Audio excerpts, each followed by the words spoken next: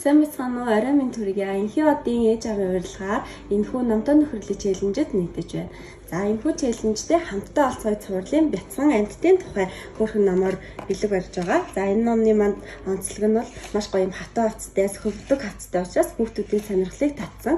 За багштайгаа хамтраад амьтдыг хайж олсноор хараалыг болон харааны чадварыг сайжруулах гэдгээрээ давуу талтай энэ хөөрхөн ном байгаа.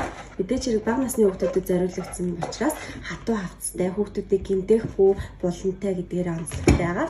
За дараагийн ном бол миний анхны 100 үг буюу хүний биеийн нэршилгээ байгаа. Тэгэхээр анхан шатны гар хөлч гэдэг юм хөөрхөн бие эрхтнүүдийн нэрлэл сурахаар онцлогтой. За тэгээ мэдээж хэрэг хүүхдүүдийн сонирхлыг татсан хөөрхөн сөхөгддөг гэдгээрээ онцлог байгаа. За тэгээ нөгөө хурж мэдэрч болдог бас юм хөөрхөн хийцлэлтэй бага насны хүүхдүүдэд тусгаалan зориулагдсан юм хөөрхөн ном байгаа.